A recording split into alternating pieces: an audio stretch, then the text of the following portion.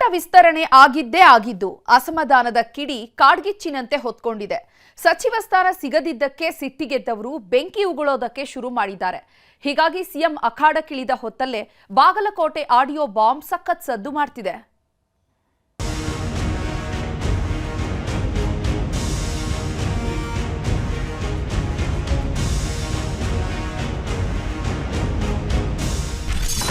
ಸಚಿವಾಕಾಂಕ್ಷಿಗಳ ಬಂಡಾಯಕ್ಕೆ CM ಮುಲಾಮು, ಸಿಡಿದಿದ್ದವರ ಜೊತೆ CM DK Shivakumar ಚರ್ಚೆ.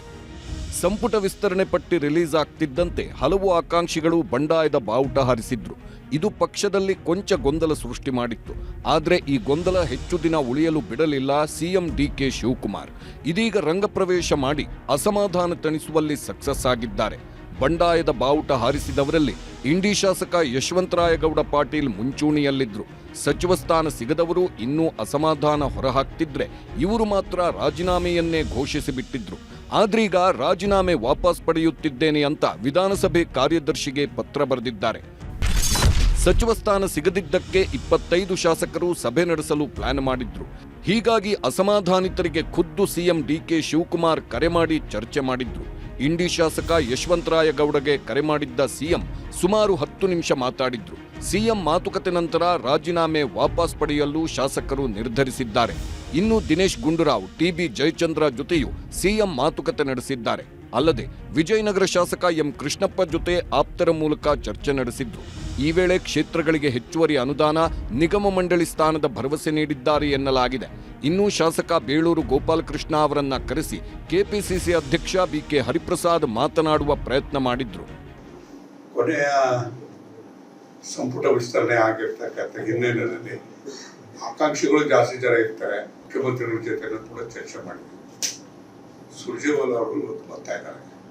ಬಹುಶಃ ಇದೆಲ್ಲದಕ್ಕೂ ಕೂಡ ಅಂತಿಮವಾಗಿ ಒಂದು ಶಮನ ಮಾಡ್ತಕ್ಕಂಥ ರೀತಿಯಲ್ಲಿ ಪ್ರಕ್ರಿಯೆ ನಡೀತದೆ ಅಂತಕ್ಕಂಥ ವಿಶ್ವಾಸ ನನಗಿದೆ. ಇವತ್ತು ತಮಗೆಲ್ಲ ಗೊತ್ತಿದೆ, ಕರ್ನಾಟಕ ಸರ್ಕಾರದ 2ನೇ ಅವಧಿಯ ಮಂತ್ರಿಮಂಡಲ ರಚನೆ ಆಗಿದೆ.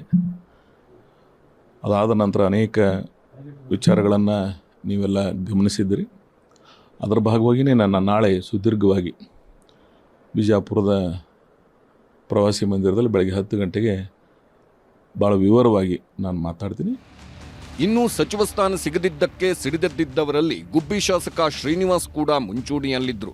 ಸಿಎಂ ಜೊತೆ ಮಾತನಾಡಿದ ಬಳಿಕ ಶಾಸಕ ಶ್ರೀನಿವಾಸ್ ನಮಗೇನೂ ಅಸಮಾಧಾನ ಇಲ್ಲ ಅಂತ ಹೇಳಿದ್ದಾರೆ. ಆದರೆ ಎಚ್.ಡಿ. ಕುಮಾರಸ್ವಾಮಿ ಪರ ಬ್ಯಾಟ್ ಬೀಸಿದ್ದು ಹೊಸ ಚರ್ಚೆಯನ್ನ ಹುಟ್ಟುಹಾಕಿದೆ. ಸಚಿವ ಸ್ಥಾನ ಕೊಟ್ಟಿದ್ರಲ್ಲ ಅಲ್ಲಿ ಜೆಡಿಎಸ್. ನಿನ್ಗೆ ನೋಡಿ, ನಾವು ಕುಮಾರಸ್ವಾಮಿನ ಯಾವತ್ತೂ ಮರೆಯಂಗಿಲ್ಲ. ನಾನು ಹಿಂದೆ ಕುಮಾರಸ್ವಾಮಿ ಅವರು ಮರೆಯಂಗಿಲ್ಲ, ಕರೆದ್ಬಿಟ್ಟು ಮಾಡಿದ್ನ.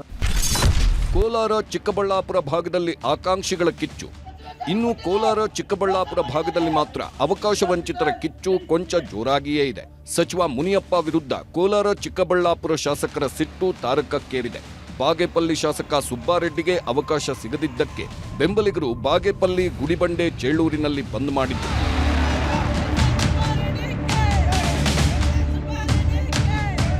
ಶಾಸಕ ನಾರಾಯಣಸ್ವಾಮಿ ಬೆಂಬಲಿಗರು ನಾಳೆ ಕೋಲಾರ ಜಿಲ್ಲೆ ಬಂಗಾರಪೇಟೆ ಪಟ್ಟಣ ಬಂದ್ಗೆ ಕರೆ ಕೊಟ್ಟಿದ್ದಾರೆ.